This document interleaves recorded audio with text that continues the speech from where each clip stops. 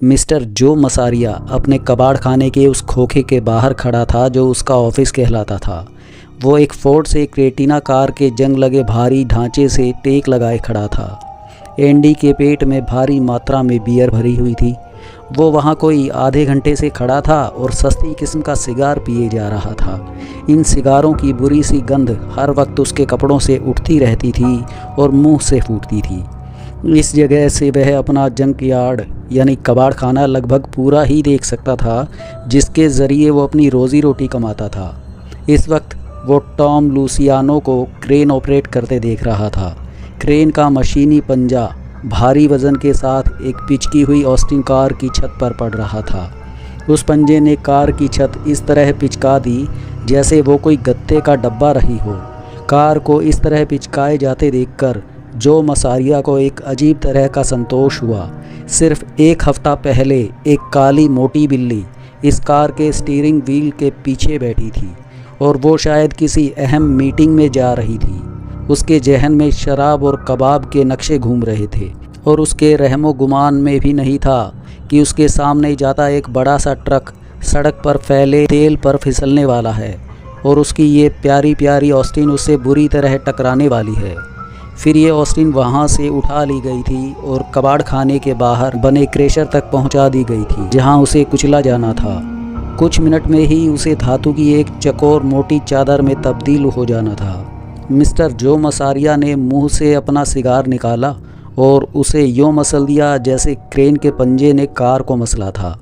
मेरा ख्याल है कि तुम ही इस जगह के मालिक हो। वो आवाज़ जो मसारिया के कानों में पड़ी थी वो इतनी अचानक पड़ी थी कि वो उछल सा पड़ा था। ये कोई तरीका है इस तरह खामोशी से आने का? मिस्टर जो ने बिगड़ कर उस खड़े खड़े नक्शों वाले शख्स से कहा, जो लंबे कद का था और बढ़िया लिबास पहने हुए था। उसने सर पर एक चौड़े किनारों वाला हैट भी पहना हुआ था। माफ़ी चाहता हूँ, वो बोला। तुम शायद किसी गहरी सोच में गुम थे। अजनबी के चेहरे पर आनंद उठाने वाले भाव थे। खैर छोड़ो, तुम्हें चाहिए क्या? मिस्टर जो ने पूछा और सोचा। ऐसे हैट आमतौर पर यहूदी पहनते हैं, मगर ये यहूदी नहीं लगता। इसका लहजा ये शायद हंगरी या बुल्गारिया वगैरह का रहने वाला है। मैं दरअसल कुछ टूटे टुकड़ों की तलाश में हूँ। टूटे टुकड़े तो इस यार्ड में हर तरफ बिखरे पड़े हैं। मिस्टर, तुम ये बताओ कि तुम्हें चाहिए क्या? मिस्टर जो ने शुष्क लहजे में कहा। कहो तो मैं ज़रा इधर उधर घूम कर देख लूँ। अरे भाई, ये कोई किताबों की दुकान थोड़ी ही है। मुझे बताओ तुम्हें क्या चाहिए। बहुत कारोबारी हो तुम, अजनबी ने कहा, और ये टिप्पणी जो मसारिया को ज़रा भी पसंद नहीं आई। उसे लगा था ये शख्स उसका मजाक उड़ा रहा है। तुम फ़ौरन सौदेबाजी चाहते हो। खैर चलो, यूँ ही सही। मुझे 1940 मॉडल की फोर्ड कॉर्टिना का ट्रांसमिशन चाहिए। चीज़ का तो पता चल गया, मगर मेरे पास ऐसा कोई ट्रांसमिशन नहीं जो चालू हालत में हो, मिस्टर जो ने कपड़े से हाथ साफ करते हुए कहा। मिस्टर जो ने महसूस किया कि कभी कभी अजनबी की आंखें अंगारों जैसी हो जाती हैं। ये अजनबी किसी समारोह में घुसने वाले घुसपैठिए की तरह ही लग रहा था। ये ज़रूरी भी नहीं कि वो चालू हालत में हो, अजनबी ने कहा। यार्ड के दूसरे सिरे पर जो ने क्रशर की गुर्राहटें सुनी, जिसने फौलादी ढांचे को पिचकाने की प्रक्रिया शुरू कर दी थी। और ये भी जान लो कि ट्रांसमिशन की कंडीशन की भी कोई अहमियत नहीं है, अजनबी कह रहा था, और उसकी आंखें धूप की प्रतिछाया से बराबर रंग बदल रही थी। उधर लोहा चीख रहा था ज़ोरों से। अलबत्ता इस बात की ज़रूर अहमियत है कि ट्रांसमिशन 1940 की फोर्ड कॉर्टिना कार का ही हो, अजनबी ने कहा, और वो ऐसी कार हो जो किसी एक्सीडेंट का शिकार होकर यहाँ पहुँची हो। बात सिर्फ मौत की है जो उस एक्सीडेंट में हुई है। औरत हो या मर्द, उससे कोई फ़र्क नहीं पड़ता। मुझे यकीन है कि कल शाम तक किसी भी तरह वो ट्रांसमिशन मुझे उपलब्ध करवा दोगे। जो स्तब्ध होकर रह गया था, खौफ ने उस पर कब्जा कर लिया था। क्यों, समझ गए ना? धूर्त चेहरे वाले अजनबी ने फिर पूछा। हाँ, जो के मुंह से निकला। ठीक है मिस्टर मसारिया, अब कल मुलाकात होगी। जो मसारिया उस भयानक चेहरे की तरफ बिल्कुल नहीं देखना चाहता था, मगर उसे खौफ था कि अगर उसने निगाहें हटाई तो अजनबी के सफ़ेद दांत उसका नरखरा उधेड़ देंगे। और इसके बाद अजनबी चला गया। वो बड़े इत्मीनान से मुड़ा था और कबाड़ खाने के गेट की तरफ बढ़ गया था। जो को कुत्ते एरेक्स के भौंकने की हल्की सी आवाज़ आई, जिसमें ज़ोर नहीं था। जो ने कुत्ते की तरफ देखा जो शेड में ही जंगले में था। फिर जो ने मुड़कर जाते हुए अजनबी पर निगाह डाली तो वह उसे कहीं नज़र नहीं आया। वो पलक झपकते ही गायब हो गया था। हालांकि गेट तक पहुंचने के लिए उसे 2-3 मिनट तक चलना तो ज़रूरी था ही, मगर अजनबी गायब था। उसने खिड़की को खोला। यहाँ से वो जगह नज़र नहीं आती जहाँ वो कुछ देर पहले अजनबी के साथ खड़ा हुआ था। फिर उसे याद आया कि अजनबी ने जाते जाते कोई चीज़ उसकी जेब में डाली थी। उसने जेब टटोली और वहाँ से $100 के ढेर सारे नोट निकले। इतने नोट एक बेकार ट्रांसमिशन के लिए? उसने हैरानी से सोचा। 1940 मॉडल की फोर्ड कॉटरीना, वो किसी एक्सीडेंट का शिकार होकर यहाँ पहुँची थी। उसके कानों में कोई आवाज़ गूंजी। बात सिर्फ मौत की है, आदमी या औरत से कोई फ़र्क नहीं पड़ता। अगला दृश्य। उस रात मिस्टर जो ने उन नोटों में से 200 शराब खाने में खर्च कर दिए। नए नए कड़कड़ाते $200, जो एक बड़ी रकम थी पीने के हिसाब से। काफ़ी शराब जब उसके पेट में पहुंच गई और वो साथ लाने के लिए भी खरीद चुका तो उसका वो खौफ भी दूर हो गया जिसने उसे दोपहर से दबोच रखा था। वो आदमी उसके विचार से एक खपती था और ऐसी चीज़ें जमा करने का शौकीन था जो किसी भी तरह किसी यादगार की हैसियत रखती हों। ऐसी बहुत सी कबाड़ चीज़ों के महंगे दामों में बिकने की खबरें पहले भी उसके सामने से गुजरती रही थी। उसे क्या लेना देना कि वो शख्स आधा किसका हुआ था या फिर पूरा। उसने कम से कम 100 गुना ज़्यादा रकम एडवांस में दे ही दी थी और जो कुछ उसे चाहिए था उसके काम का होने की कोई शर्त भी नहीं थी। फिर मिस्टर जो को ये भी तो मालूम था कि एक कॉटरीना कार का मुड़ा तुड़ा ढांचा उसके कंपाउंड में मौजूद है जिसका ट्रांसमीटर ख़राब था और कबाड़ भी था। इस कार ने रोड पर 2 लड़कों को बुरी तरह जख्मी किया था, जिनमें से एक बेचारा मौके पर ही मारा गया था। मिस्टर जो कुछ भी खरीदता था उसके बारे में जानकारी ज़रूर हासिल कर लेता था। उसकी इस आदत से उसे आज फ़ायदा हो रहा था। दूसरे दिन जब उसका नशा उतरा था तो अजनबी के बारे में जो राय उसने रात को कायम की थी वो ढीली सी पड़ती हुई महसूस हुई थी उसे, और वो दोबारा फ़िक्र में डूब गया था। जिस वक्त कॉटरीना से ट्रांसमिशन निकाला जा रहा था जो कुछ बेचैन सा हो रहा था। फिर जब टॉम ने उससे पूछा था कि इस फिजूल काम की क्या ज़रूरत थी उसे, तो जो का तनाव कुछ और ज़्यादा बढ़ गया था। उस दिन जैसे तैसे तीसरा पहर गुजर रहा था और अजनबी के आने का वक्त करीब आ रहा था। जो का मिजाज फिर बिगड़ने लगा था। 4 बजे तक सेफ में से निकली स्कॉच की बोतल ख़त्म हो चुकी थी। एरेक्स को शायद अपने मालिक के खौफ का एहसास हो गया था, इसीलिए वो मेज के नीचे ही दुबका हुआ था। 5:01 पर कुत्ते ने थूथनी उठाकर हवा में कुछ सूंघा, आहिस्ता से गुर्राया और मेज के नीचे से निकलकर ऑफिस से बाहर निकल गया। खिड़की से बाहर देखे बिना ही मिस्टर जो को मालूम हो गया था कि कल की तरह आज भी वो अजनबी ठीक उसी जगह खड़ा होगा, हाथ सीने पर बांधे हुए, और वो ऑफिस की तरफ ही देख रहा होगा। जो उसकी तरफ बढ़ चला। उसकी कोशिश थी कि अजनबी के चेहरे की तरफ ना देखे। उस धूर्त चेहरे वाले अजनबी की आंखें काली भौहों के नीचे अलाव की तरह दहकती थीं। मिस्टर जो के और अजनबी के दरमियान अभी 12 फुट का फासला था कि वो रुक गया।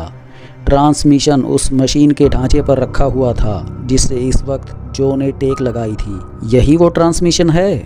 हाँ, खूब, बहुत खूब। मेरा ख्याल है कि मेरे मकसद के लिए ये ठीक रहेगा। जो अपनी बेचैनी को छुपाए सुनता रहा। मैं चाहता हूँ कि तुम इसे यहाँ अपने यार्ड में ही किसी जगह हिफाजत से रख लो। अजनबी उस बिल्ली की तरह खुश था जिसने अभी अभी किसी चूहे का शिकार किया हो। अच्छा, बेशक मैं इसके लिए भी मुआवजा अदा करूँगा, अजनबी ने कहा। उसके अंगूठे हिले और उसके पिचके हुए ट्रांसमिशन का फिर जायजा लिया। इसे कितनी देर रखना होगा? चेहरे का पसीना पोंछते हुए जो ने किसी तरह पूछ ही लिया था। फिर उसने नज़रें घुमाकर दूसरी तरफ देखा।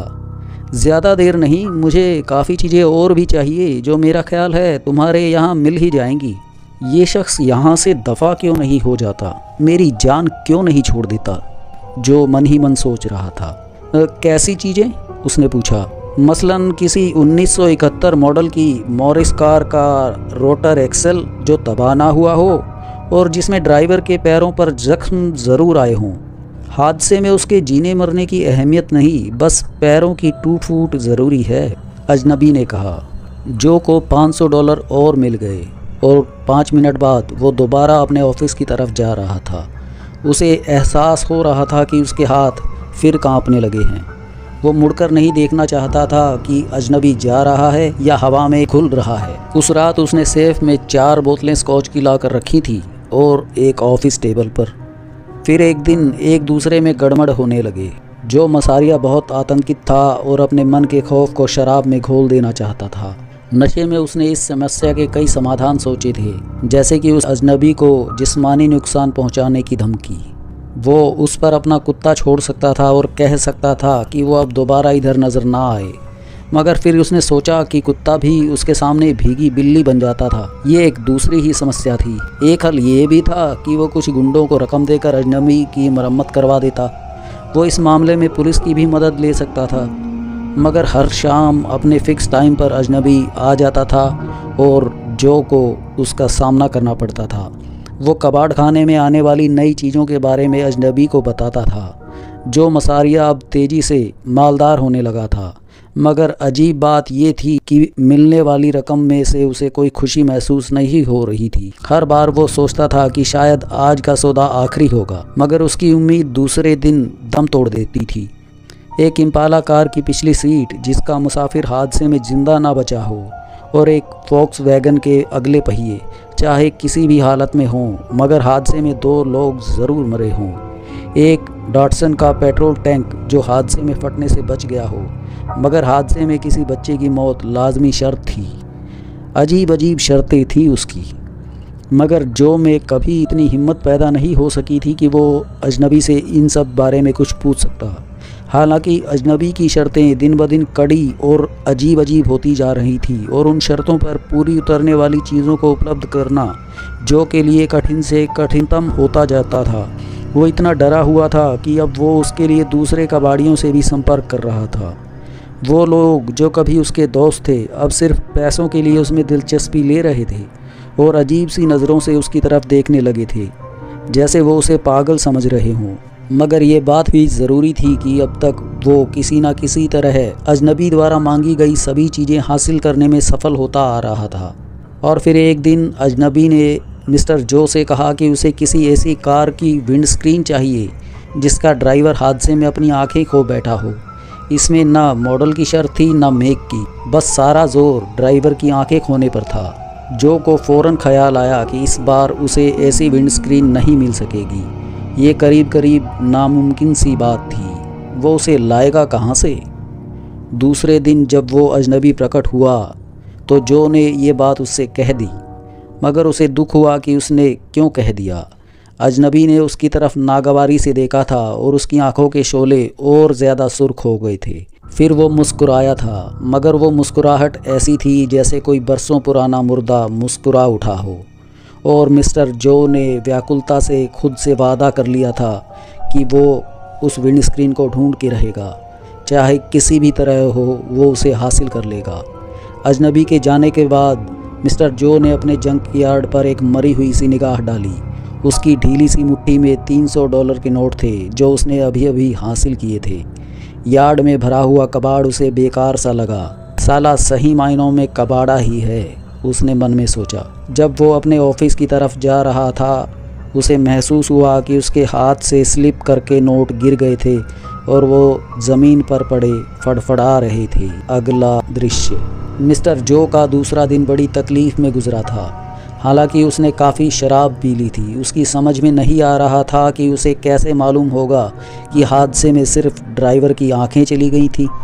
लोग कबाड़ खरीदते हुए इस किस्म की इंक्वायरी तो करते नहीं। इसकी जानकारी तो सिर्फ पुलिस को ही हो सकती थी। बहरहाल उसने बहुत कोशिश की।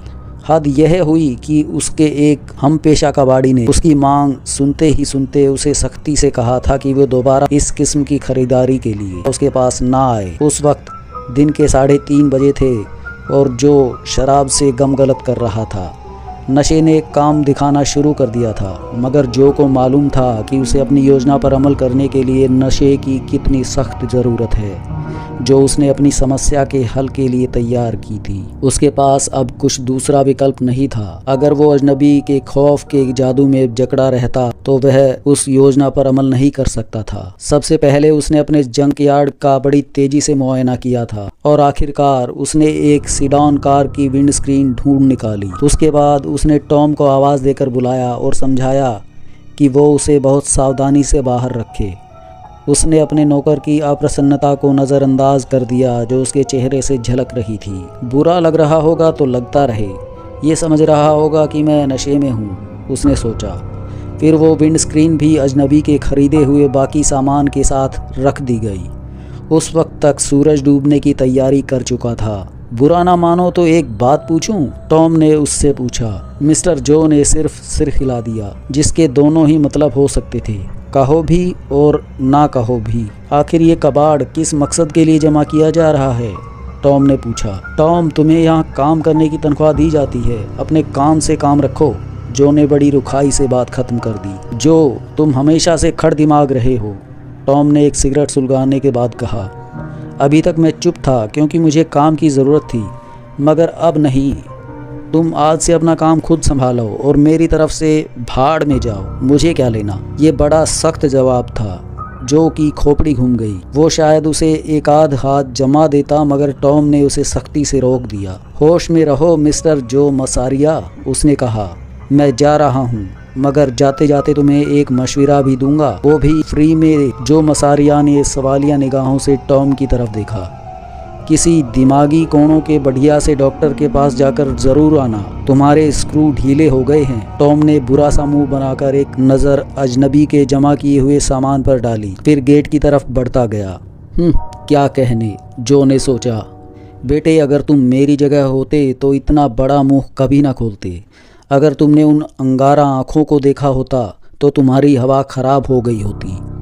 वो ये सारी बातें टॉम से कहना चाहता था, मगर उसके होठों से सिर्फ एक ही बात निकली, सुअर का बच्चा, हरामी। टॉम ने जवाब में कुछ नहीं कहा, वो चला गया।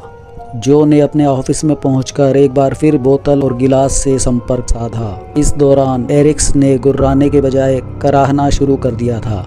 अजनबी के आने का वक्त हो गया था। दरअसल वो अजनबी अपनी जगह आकर खड़ा हो चुका था। उसका लंबा साया जंक यार्ड में मौजूद चीज़ों के सायों में गड़मड़ हो रहा था। जो एक खास इरादे के साथ उठा। उसके हाथों में कोई कंपन नहीं था। झटके से उसकी कुर्सी ज़रूर उलट गई थी। कुत्ते ने काँव काँव की और रेंगता हुआ वो बेंच की तरफ बढ़ा और वहाँ से उसने अपने काम की चीज़ उठा ली और उसे बेल्ट के साथ पीठ के पीछे उड़स लिया। फिर वहाँ से अजनबी तक पहुँचने का सफ़र उसके लिए नींद में चलने जैसा था। ऐसा लग रहा था जैसे वो चल तो रहा है, मगर पहुँच कहीं नहीं रहा। अजनबी मुस्कुरा रहा था या दांत निकोस रहा था, जो कि समझ में नहीं आया, मगर जो ये ज़रूर चाहता था कि अजनबी उसके इरादे को भांप ना सके। अजनबी का मुँह खुला, होंठ उसके चमकते हुए दांतों से टच हुए। जो मसारिया अब उसके सामने था। तुम्हें मेरी बताई हुई चीज़ मिल गई? हाँ, वो उधर तुम्हारे पीछे ही रखी हुई है, मिस्टर जो ने कहा और सोचा, इतनी पी रखी है मैंने, मगर फिर भी मेरा खौफ ऐसे के ऐसे ही बाकी है। कहीं इसे कुछ अंदाज़ा तो नहीं हो गया? खूब, अजनबी ने कहा। अगर एतराज़ ना हो तो ज़रा मैं देख लूँ। उधर चलो, जो ने इशारा किया। अजनबी ने गर्दन घुमाकर कबाड़े के ढेर की तरफ देखा। विंड स्क्रीन को ट्रांसमिशन के साथ खड़ा कर दिया गया था। उसमें अजनबी को हल्का सा प्रतिबिंब नजर आ रहा था। उसने झुककर उसे छुआ। अजनबी ज्यों ही झुका, उसके साथ साथ जो भी उसके पीछे बढ़ा, और तब जो ने लंबी खांक खींचे जाने की तेज आवाज़ साफ साफ सुनी। ये किसी कटखने सांप की सी वो आवाज़ थी जिस आवाज़ को एक सांप किसी को काटने से पहले निकालता है। अजनबी ने उठने के लिए सर उठाया। उसके होंठों पर एक भयानक सी मुस्कुराहट थी।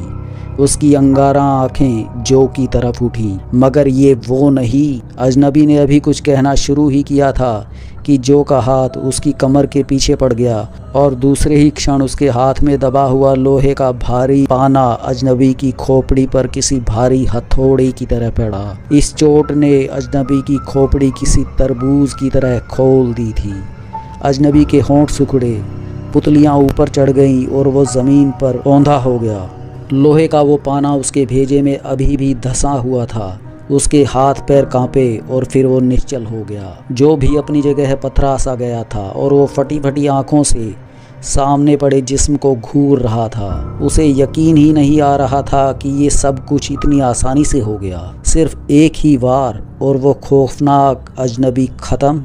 अचानक जो झटके से आगे की तरफ झुका और उसने ऊंची की आवाज़ के साथ कह कर दी। ढेर सी शराब उसके पेट से निकलकर ज़मीन पर फैल गई। फिर उसने कई बार शराब उगली, यहाँ तक कि उसके पेट में कुछ नहीं रहा। वो अजनबी टेढ़ा तिरछा ज़मीन पर पड़ा हुआ था। उसकी आंखों से सफ़ेद दीदे झांक रहे थे। जो उसकी तरफ बढ़ा वो उसकी आंखों की तरफ नहीं देखना चाहता था। उसने अजनबी के सामान के पास पड़ी प्लास्टिक बॉडी को उठाया और सामने पड़ी लाश को ढांप दिया। वो इस वक्त बिल्कुल बर्फ़ की तरह सफ़ेद हो रहा था। लगता था जैसे जिस्म में खून ही न रहा हो। फिर उसने किसी तरह वो लाश प्लास्टिक की बोरी में डाल दी। इस काम से फारिग होकर उसने बेचैनी से अपने ऑफिस की तरफ नज़र डाली। रात के वक्त पहरेदारी करने वाला टोनी ब्रेंडो किसी भी वक्त पहुंचने वाला था। वक्त कम था। जो ने बोरी को एक तरफ से पकड़ा और उसे घसीटते हुए जंक यार्ड पार करने लगा। सूरज अब क्षितिज को पार कर चुका था। वो इस वक्त कटरीना के ढांचे के पास था। उधर नीले काले आसमान की बैकग्राउंड में पुरानी मशीनों और कारों के ढांचे सायों की तरह दिखाई दे रहे थे। पूरा दृश्य किसी अजीब से कब्रिस्तान जैसा था। जिस वक्त जो ने फोर्ड का दरवाज़ा खोला उसके कहकहों से गुर्राहटें बुलंद हुई। उधर एरेक्स भी एक बार फिर जोर से भौंका। वो ऑफिस में था। अब बहरहाल जो को अपने हाथ इस्तेमाल करने ही पड़ने थे। जिस वक्त उसने लाश वाला बंडल ड्राइविंग सीट पर रखा उसे बहुत घिन महसूस हुई थी। वो टोनी के आगमन की तरफ से भी फिक्रमंद था। बंडल अंदर रखकर उसने अनावश्यक ताकत लगाकर धड़ाम से दरवाज़ा बंद किया। उसके माथे पर पसीने के मोटे मोटे कतरे उभर आए थे। सेकंडों के अंदर ही वो क्रेन ड्राइविंग में था। टॉम उसकी चाबियां इग्निशन में ही छोड़ गया था। कुछ सेकंडों बाद ही इंजन घरघराकर जाग उठा और क्रेन के पंजे ने उस पर उतरना शुरू कर दिया जिधर वो कार खड़ी थी जिसमें जो ने उस अजनबी की लाश रखी थी। फिर क्रेन का भारी पंजा उस कार पर गिरा और उसने पुरानी कार की छत को पिचका दिया। फिर पंजे ने उस पर अपनी पकड़ मजबूत की। इस मलगजे अंधेरे में भी मंजर ऐसा ही था जैसे किसी बहुत बड़े बाज ने अपनी शिकार किसी चिड़िया को दबोच लिया हो और अब अपने ठिकाने की तरफ उड़ रहा हो। इधर क्रशर का मुंह कार को निगलने के लिए बहुत खुला हुआ था। क्रेन धीरे धीरे कार को नीचे ला रही थी। 5-6 सेकंड तक शिकार पंजे में दबा रहा। फिर वो पंजे की पकड़ से छूटा और क्रशर में जा गिरा। 5 मिनट बाद मिस्टर जो क्रशर के कंट्रोल पर था मगर इसकी आंखें खौफ से इधर उधर देख रही थी। अब उसके माथे से पसीना बकायदा टपक ही रहा था। फिर उसने क्रशर चला दिया। लोहे के दबने पिचकने की प्रक्रिया उसके लिए काफी बेचैन कर देने वाली थी। उसने क्रशर की तरफ पीठ मोड़ दी, कानों में उंगलियां ठूस ली और कोशिश की कि लाश का विचार भी उसके जहन में ना भुरे। वो इस वक्त कार के ढांचे के साथ ही कुचलती जा रही थी। बहरहाल ये काम जल्दी ही खत्म होने वाला था। लेकिन जब क्रशर ने कार के ढांचे को धातु की चादर में बदलने की प्रतिक्रिया शुरू की तो आवाजें असाधारण रूप से बदलने लगी थी। ऐसा लग रहा था कि जैसे आवाजों के साथ किसी की चीखें भी शामिल हो गई हों। नहीं, ये कैसे हो सकता है, जो ने सोचा। उसने अपने कान और ज्यादा सख्ती से बंद कर लिए। वो मर चुका था, बिल्कुल मर चुका था वो तो। फिर वो आवाजें और चीखें धीरे धीरे धीमी होने लगी, यहाँ तक कि क्रशर की अपनी भिनभिनाहटें ही रह गई। अब वो कन्वेयर बेल्ट चालू हो गई थी जो ढीली हुई लोहे की चादर को बाहर लाती थी। मिस्टर जो क्रशर से हटकर एक तरफ खड़ा हो गया और सारस की तरह गर्दन बढ़ाकर कार के अवशेषों को देखने की कोशिश करने लगा। पिचकाए हुए मेटल की एक 4 फुट लंबी और 4 फुट चौड़ी चादर क्रशर के मुंह से बाहर आ रही थी। जो ने उसे घूम फिर कर चारों ओर से देखा। उस पर जरा सा भी खून का धब्बा नहीं दिखाई दिया था उसे। वो क्रेन की तरफ पलटा और उसके केबिन में सवार हो गया। पंजा फिर नीचे चला। उसने उस चौकोर छाती टुकड़े को पकड़ में कसा और दोबारा ऊपर उठा। जो ने उसे काफी ऊंचा उठाया और फिर उसे ऐसी जगह गिराया जहां काठ कबाड़ और ढांचों को पार करके पहुंचना किसी के लिए भी आसान काम नहीं था। वहां बहुत सी चीजें ऊपर नीचे ढेर पड़ी हुई थी। वो टुकड़ा उसी ढेर पर गिरा हुआ था। चलो, छुट्टी हुई साले की। जो ने गहरी सांस ली। वो धातु का टुकड़ा उस ढेर में गड़मड़ होकर गायब हो गया था। उसे अलग से पहचानना मुश्किल था। मिस्टर मसारिया, आज क्या कुछ ज्यादा ही काम था? ये आवाज़ क्रेन के कैब डोर के बिल्कुल करीब से उभरी थी और इतनी अचानक उभरी थी कि जो दहल कर रह गया। टोनी ब्रैंडो कैब में चढ़ आया था। उसने जो को धातु की चादर कबाड़ में गिराते देख लिया था। जो हड़बड़ा कर बोला, ओ हो हाँ, उसके मुंह से निकला। बिल्कुल फजूल चीज़ थी, बिना वजह जगह घेरे हुई थी मेरी। मगर ये काम तो टॉम का है ना? टोनी ने यूं ही कह दिया। हाँ उसी का था, मगर उस हरामी को आज मैंने काम से निकाल दिया है। टॉम को? अच्छा। जो ने कैब के बटन ऑफ किए तो चौकीदार उतर गया। फिर वो जो के पीछे चल पड़ा। जो को चलते हुए महसूस हो रहा था जैसे उसकी टांगे भारी बोझ उठाए हुए हों। वो बोला, कई दिनों से मुझे ऐसा लग रहा था वो काम में जी नहीं लगा रहा है। टॉम पता नहीं क्यों अजीब सा व्यवहार कर रहा था कई दिनों से। दोबारा ऑफिस में पहुंचकर जो ने देखा कि कुत्ते पर भौंकने का दौरा सा पड़ा हुआ है, मगर अब उसकी आवाज़ पहले जैसी मरी मरी सी नहीं थी। उसमें खौफ नहीं था। खुद जो को भी ये महसूस हो रहा था कि उस पर छाया जबरदस्त तनाव हट गया हो। कुछ पियोगे? उसने चौकीदार से पूछा। टोनी ने उसे ताज्जुब से देखा। जो का सलूक नौकरों के साथ बड़ा शुष्क रहता था। उसके लिए ये प्रस्ताव वाकई अस्वाभाविक और अनपेक्षित था। जवाब में वो सिर्फ सिर हिलाकर रह गया, मगर दिल में उसने सोचा, बड़ा सावधान रहने की ज़रूरत है। ये शख्स पहले ही एक कर्मचारी को काम से निकाल चुका है, कहीं अगला नंबर मेरा ही न लगा दे। जो ने प्रसन्नचित्त से टोनी की पीठ पर एक धौल जमाई और उस बेचारे के नकली दांत उसके मुंह से गिरते गिरते बचे। क्या कोई खुशी की बात है मिस्टर जो? टोनी ने पूछा। कह सकते हो, ऐसा भी कह सकते हो। आज एक समस्या हल हो गई है।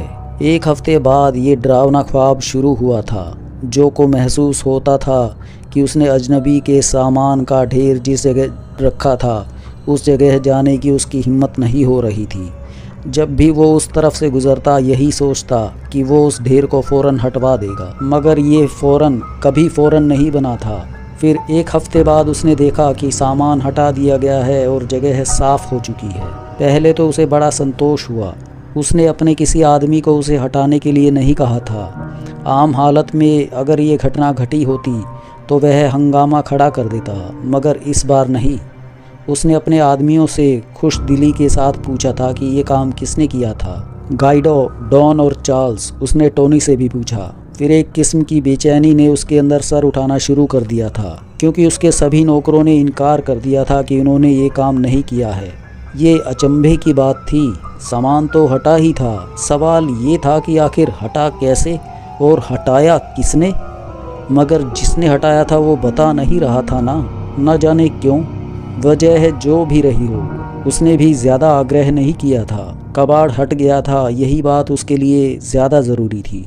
शुक्रवार की सुबह जो अपने मेन कंपाउंड में पहुंचा और अपने ऑफिस की तरफ चलता हुआ ऑफिस के करीब पहुंचा तो उसे फ़ौरन महसूस हुआ कि कोई गड़बड़ है। टोनी दरवाजे पर ही खड़ा बार बार कसमसा रहा था। शायद वो जो का बेचैनी से इंतज़ार कर रहा था। क्या मामला है टोनी? जो ने पूछा। चोर आए थे मिस्टर जो, रात कोई 3 बजे के करीब। पकड़ा किसी को?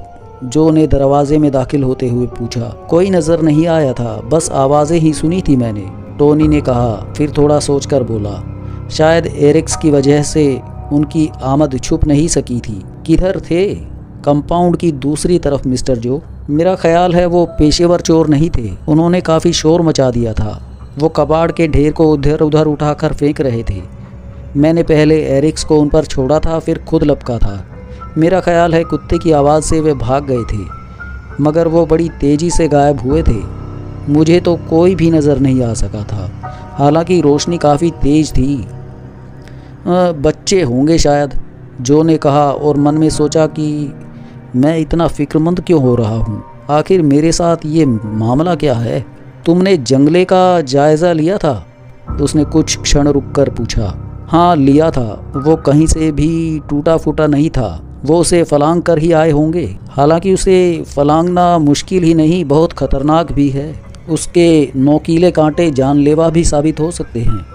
उन्हें सख्त ज़रूरत ही रही होगी जो उन्होंने इतना रिस्क उठाया है। टोनी ने कहा। क्या इसकी रिपोर्ट लिखवानी होगी? नहीं, छोड़ो, जो ने कहा। फिर उसने ताज़ा बनाई हुई चाय का घूंट भरा। इसकी ज़रूरत नहीं है, बस ज़रा रात को चौकसी रखो। जो सोच रहा था आखिर मेरे यार्ड में ये हो क्या रहा है। वो चाय पीता रहा और सोचता रहा। वो बेचैनी जो अजनबी के खात्मे के बाद ख़त्म हो गई थी, जैसे फिर से उस पर छाने लगी थी। अगला दृश्य। ये दिन उसके लिए लंबा और परेशान कर देने वाला साबित हुआ था।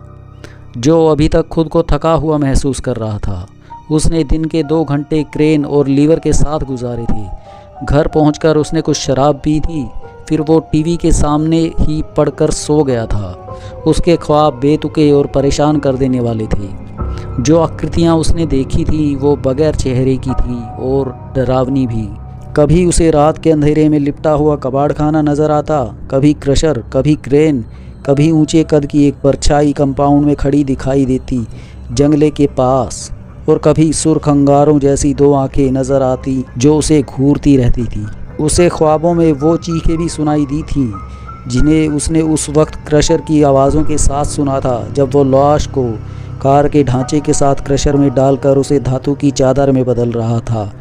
और ये आवाज़ें बुलंद होती जा रही थीं, उसके करीब होती जा रही थीं। फिर वो एक चीख के साथ जाग गया था। उसका दिल ज़ोर ज़ोर से धड़क रहा था। उसे यही उम्मीद थी कि उसकी आंख जंकयार्ड में ही खुलेगी, मगर फिर उसकी आंखों ने उसे यकीन दिला दिया कि वो अपने घर के कमरे में ही है। वो संतुष्ट होकर लंबा लेट गया। कमरे में इस वक्त सिर्फ चलते टीवी की रोशनी हो रही थी और वो सोच रहा था, मगर फिर उसे चीखें क्यों सुनाई दे रही थी। वो एकदम से बौखला गया, मगर नहीं, वो चीखें नहीं थी, वो फ़ोन की घंटी थी। कराहते हुए जो अपनी जगह से उठा, उसका पैर बियर के खाली डिब्बे पर पड़ा और वो मुंह के बल गिरा। खुद पर लानत मलामत करते हुए वो उठा और उसने बढ़कर फ़ोन उठा लिया। दूसरी तरफ से टोनी ब्रैंडो बोल रहा था। नींद में खलल डालने के लिए माफ़ी चाहता हूँ मिस्टर जो, मगर मेरा ख्याल है कि तुम इस वक्त यहाँ आ जाओ तो बेहतर है। जो ने अपनी घड़ी देखी। रात का 1:30 बज रहा था। आखिर मुसीबत क्या है? जो चीखा। एरिक्स बुरी तरह जख्मी हो गया है। कैसे? मगर ठहरो, मैं आ ही रहा हूँ। हमेशा की तरह पूरा जंक यार्ड तेज रोशनी में जगमगा रहा था, मगर जगह जगह पड़े कबाड़ के ढेर लंबे लंबे साए बना रहे थे, जिन्होंने जो के अंदर सोए पड़े खौफ को जगा दिया था। वो इस वक्त नशे में नहीं था।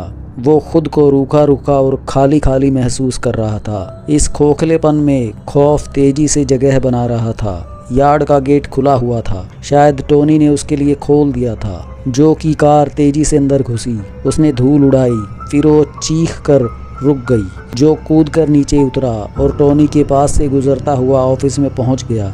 उसने टोनी की तेज़ बड़बड़ाहट भी नहीं सुनी। उसे पहली बार ये एहसास हो रहा था कि उसे अपने कुत्ते से बहुत प्यार है। वो उसे गंवाना नहीं चाहता था, मगर उसे यकीन था कि मामला ख़राब हो गया है। एरिक्स मेज के पास एक कंबल पर पड़ा हुआ था और उसके मुंह से लंबी लंबी कराहें निकल रही थी। जो को देखकर उसने कुछ टी टी की आवाज़ सीखी। जो आगे बढ़ा तो उसे खून नज़र आया। कुत्ते का बदन खून और पसीने से तरबतर नज़र आ रहा था। उसके अगले दोनों पैर घुटनों के पास से लगभग कटे हुए थे। टोनी ने लकड़ी और टेप की मदद से उन्हें बांध तो दिया था, मगर ये कोशिश फिजूल ही थी। उसके पैर बदन का हिस्सा नहीं रहे थे। ओह माय गॉड, मेरा एरिक्स! कुत्ते के करीब घुटनों के बल बैठते हुए उसके मुंह से बस इतना ही निकल सका था। कुत्ते का बहुत सारा खून निकल चुका था और वो बस कुछ देर का ही मेहमान था। उसने जो के हाथों को चाटा। जो मसारिया बड़ी मुश्किल से अपने आंसू रोक सका था। क्या हुआ था यहाँ? उसने टोनी से पूछा। मिस्टर जो, इस जगह कोई बहुत गहरा रहस्यमय मामला चल रहा है। मैं तो अब इस जगह नौकरी नहीं कर सकूंगा। साफ बात है। ये तुमने एरिक्स के साथ क्या कर दिया? जो कराहा। मिस्टर जो, हम सारी रात शोर सुनते रहे थे। टोनी अपनी आवाज़ पर काबू रखने की कोशिश करते हुए बोला। यहाँ कबाड़ के अंदर कोई है जो तमाम सामान को उलट पुलट करता रहता है। हम जब भी उस जगह पहुँचते हैं जहाँ से शोर उठता था, तो वहाँ फ़ौरन खामोशी छा जाती थी और फिर कहीं और से आवाज़ें उभरनी शुरू हो जाती थीं। एरिक्स उस ढेर के पास जो यार्ड के सेंटर में है कुछ सूंघ रहा था। शायद उसे वहाँ किसी की मौजूदगी का एहसास हुआ था।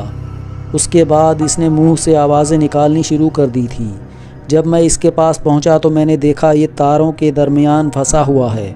मैं इसे किसी भी तरह आज़ाद नहीं कर सका था। वो कबाड़ में और अंदर फंसता जा रहा था। ये इतना तकलीफ़ में था कि मैं तो इसे छुड़ा रहा था, लेकिन इसने मुझे ही काट लिया था। ये देखिए।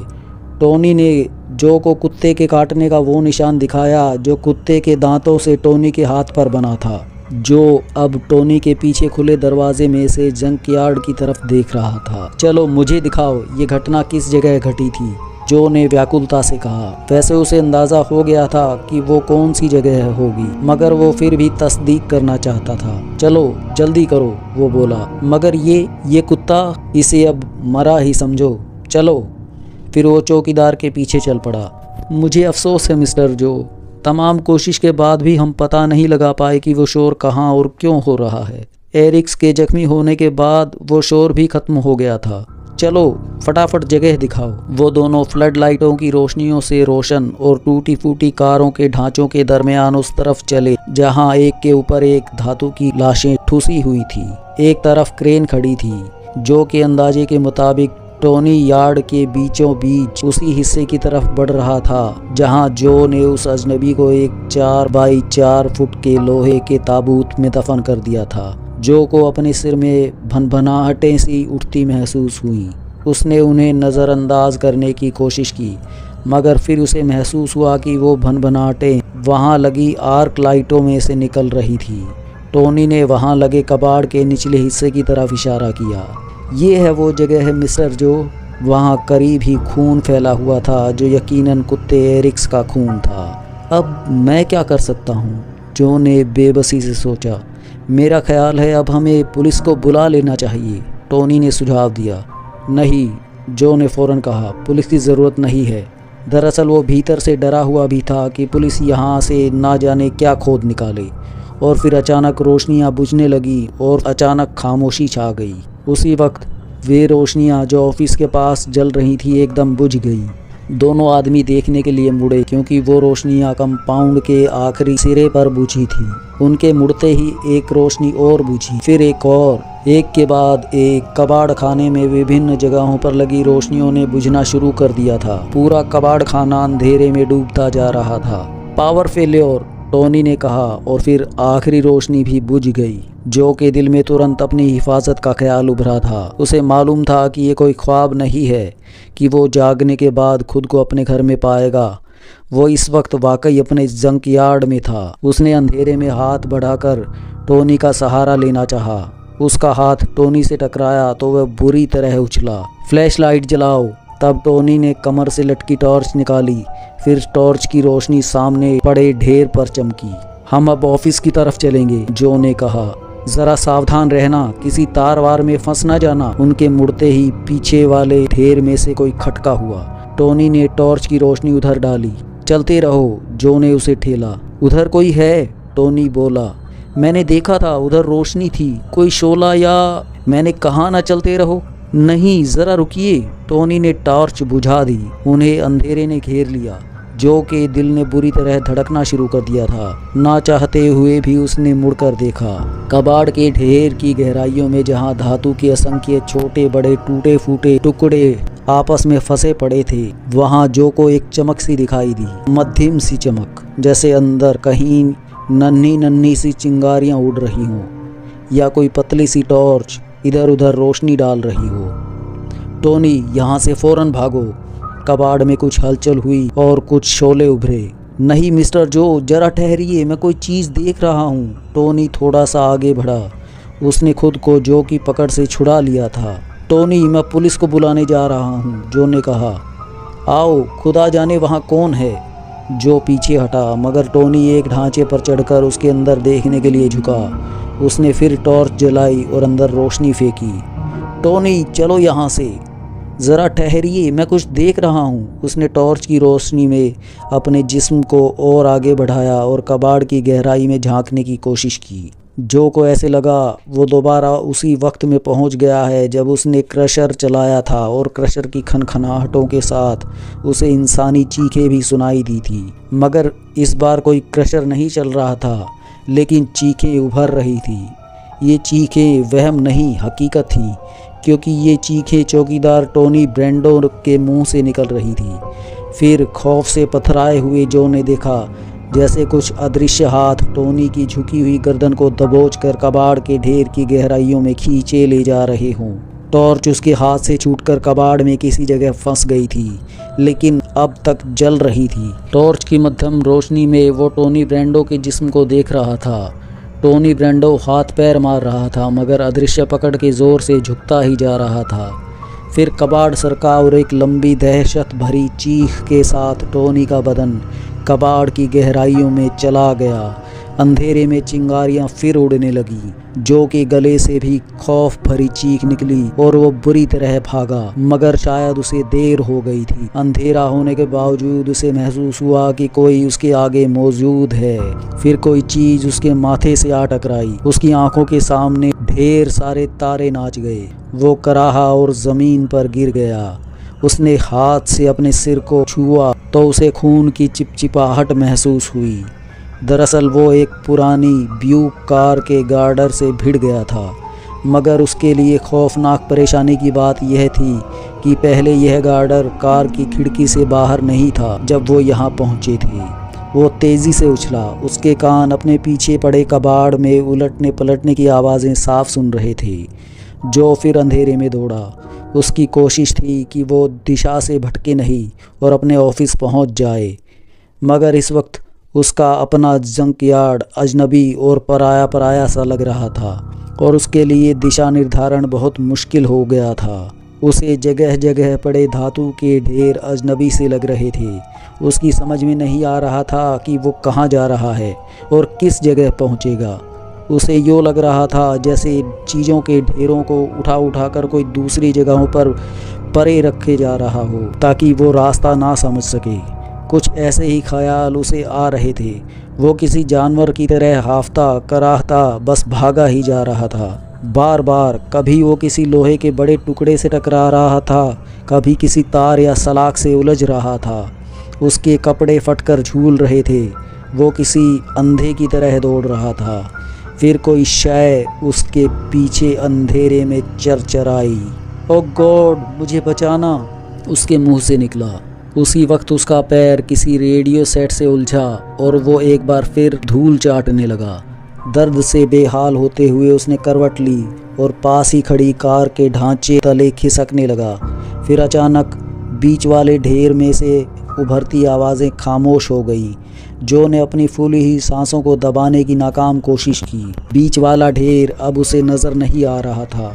दरमियान में दूसरे अंबार बाधा बन रहे थे। अब कोई आवाज़ या हरकत नहीं थी। जो ने अंदाज़ा लगाने की कोशिश की कि वो इस वक्त यार्ड में कौन सी जगह पर है, मगर वो अंदाज़ा नहीं लगा सका।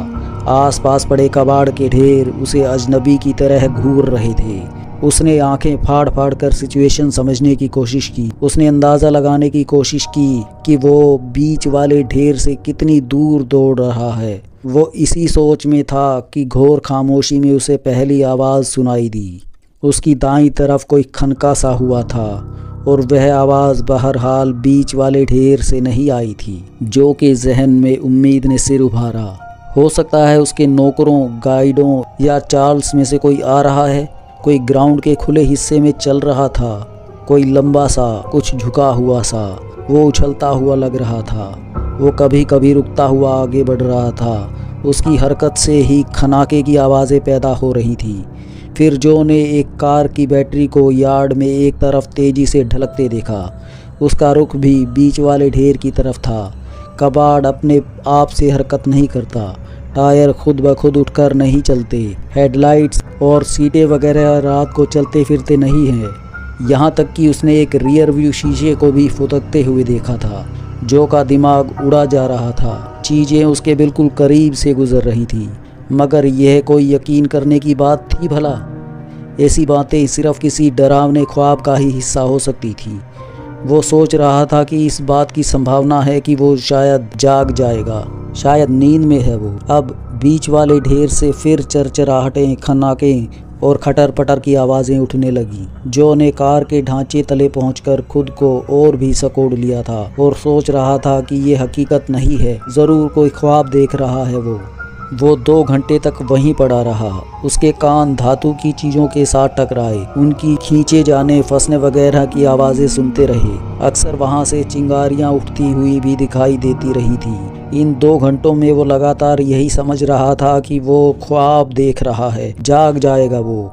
फिर ना जाने कब आवाज़ें बंद हो गई। जो ने अपनी आंखें भींची। अब जाग जाना चाहिए, ख्वाब अब खत्म हो चुका है, जागो, अब जाग भी जाओ, वो खुद से बोला। कोई बड़ी सी शय खांस उठी अंधेरे में और उसके गले से खरखराहटें निकलने लगी। उस आवाज़ में धमकी थी और गुस्सा था। शायद ये शय भूखी थी, उसे किसी की तलाश थी, शायद खुद जो मसारिया की। फिर वो शय जो की तरफ बढ़ी। जो जल्दी से कार के नीचे से निकला।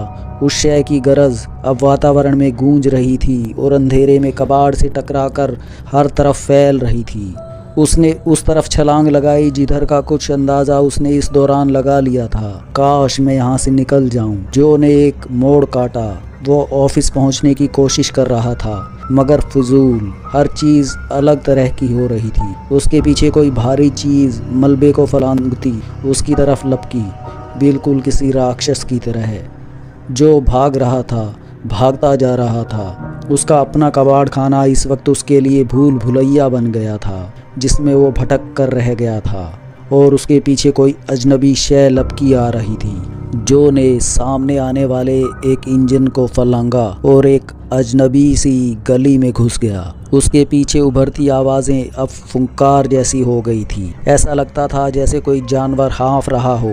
जो ने सांस रोक ली और रुक कर एक तरफ बैठ गया, यहाँ तक कि वो गुर्राहटें अंधेरे में एक तरफ बढ़ती हुई ख़त्म हो गईं। जब खामोशी छा गई तो जो ने एक ज़ोरदार सांस खींची और कबाड़ में कुल बुलाता हुआ एक तरफ चला। वो निरंतर अपने अहाते में से ही ऑफिस की खोज में भटक रहा था। उसकी बाईं तरफ उसे एक आर्क लाइट का आकार आकाश की तरफ सिर उठाए नजर आया और उसने उसी को अपने रास्ते की निशानी बनाकर उस तरफ बढ़ना शुरू कर दिया। वो एक के बाद एक कई आर्क लाइटों से गुजरने लगा। फिर उसने एक टूटे हुए गार्डर को देखा। इसका मतलब था कि वो ऑफिस के पास ही था। वो उस आर्क लाइट से गुजरता झाड़ झंखाड़ में रास्ता तलाश करता आगे बढ़ता जा रहा था। उसने होश कायम रखते हुए बेशुमार कबाड़ को फलांगा जो रास्ते में जगह जगह उसकी बाधा बना हुआ था। जब वो एक लॉन मूवर से टकराया तो मूवर एक तरफ ढलक गया और जो उसकी आवाज़ सुनकर ठिठक गया। उसे खौफ हो गया था कि ये आवाज़ उस अदृश्य राक्षस को उसका पता देकर फिर उसके पीछे लगा सकती है। मगर उसके बाद उसने कोई दूसरी आवाज़ ना सुनी। जो ज़रा सुकून से चलने लगा। फिर उसके अंदर स्फूर्ति की लहर दौड़ गई, क्योंकि उसे अपने ऑफिस जैसा एक आकार नज़र आने लगा। उसने कंपाउंड के जंगले को देखा। वहाँ उसकी कार खड़ी उसकी प्रतीक्षक थी और उसके पीछे यार्ड का दरवाज़ा खुला हुआ था। अब बस मिनट भर की बात थी, उसने सोचा। वो बस फर्राटे भरता हुआ कार में वहाँ से निकलने वाला था। जो आगे की तरफ दौड़ा, कार की तरफ। उसने उतावली में इधर उधर देखा और किसी धातु की शय ने उसकी ठोड़ी पर खोंचा लगाया। उसने मन ही मन गालियाँ बककर हाथ से दबाकर दर्द कम करने की कोशिश की। फिर किसी न किसी तरह कूदता फानता उस परछाई तक पहुंचा जो उसकी कार की थी। उसे मालूम था कि उसकी चाबियां उसने डैशबोर्ड में ही छोड़ रखी थी और उसके दरवाजे भी लॉक्ड नहीं थे। वो बस कुछ सेकंड में ही जाने वाला था। बिजली की सी तेज़ी से उसने दरवाजे को पूरी ताकत से खोला और ड्राइविंग सीट पर छलांग लगा दी। उसने धड़कते दिल से दरवाज़ा बंद किया और चाबी पर हाथ डाला, मगर वहाँ तो चाबियाँ थी ही नहीं। जो ने झुककर फर्श पर टटोला कि शायद चाबियां नीचे गिर गई होंगी, मगर वो नीचे नहीं गिरी थी। नीचे गिरती तो उसे ज़रूर मिल जाती। एक छोटी सी दुआ पढ़ते हुए उसने लाइट जलाने के लिए स्विच की तरफ हाथ बढ़ाया, मगर स्विच को जहां होना चाहिए था वहां स्विच मौजूद ही नहीं था। अलबत्ता उसके हाथों को एक स्विच ज़रूर मिला जो उसके लिए अनजाना था। जो ने उसी स्विच को दबा दिया। उसके सिर पर एक हल्का सा बल्ब जल उठा, कमज़ोर सी रोशनी थी। और तब जो को पता चला कि कार ही उसकी नहीं है, वो किसी दूसरी गाड़ी में था। जो इस वक्त वायरिंग और मुड़ी तिड़ी धातु के एक डरावने ख्वाब में बैठा हुआ था। ये शायद हड़बड़ी में बनाई गई कोई शय थी। ताज़ा कबाड़, उस पर जंग खाए पाइप थरथरा रहे थे, एक मुड़ी तुड़ी रेडिएटर ग्रिल जिसे अपनी याददाश्त के मुताबिक जो ने उस अजनबी के लिए खरीदा था, उफनती हुई भाप पैदा कर रही थी। और बढ़ती हुई दहशत और खौफ में उसने ये भी देख लिया था कि ये पूरी की पूरी कार ही उन चीज़ों से बनाई गई थी जिसे उसने उस अजनबी के लिए खरीदा था और यार्ड में जमा कर रखा था। सब चीज़ों को आपस में किसी अनोखे तरीके से वेल्ड कर दिया गया था। सारा डिज़ाइन ही निराला और नया था। वो इस वक्त एक ऐसी मशीन में बैठा था जो देखने में बिल्कुल भूतहा मशीन थी और बेशक किसी कार से मिलती जुलती शक्ल थी उसकी। उसे लगा जैसे ये भेद खुल गया है कि यार्ड में वो कौन सी शय थी जो उसके पीछे पीछे आई थी और काफ़ी दूर तक आई थी। फिर डैशबोर्ड तले कोई चीज़ थिरकी जो उसे देखना नहीं चाहता था, मगर उसने देखा। वहाँ चौकीदार टोनी का कटा हुआ सर उसे घूर रहा था। आँखों के घेरों में तार घुसे हुए थे। मगर फिर वो चीख उसके मुंह से निकली जिसकी वजह ये सिर नहीं था, बल्कि वो शय थी जिस पर वो सिर धरा हुआ था। उसी के अंदर वो सारे तार चले गए थे जो उसने टोनी की आँखों के घेरे में घुसे हुए देखे थे।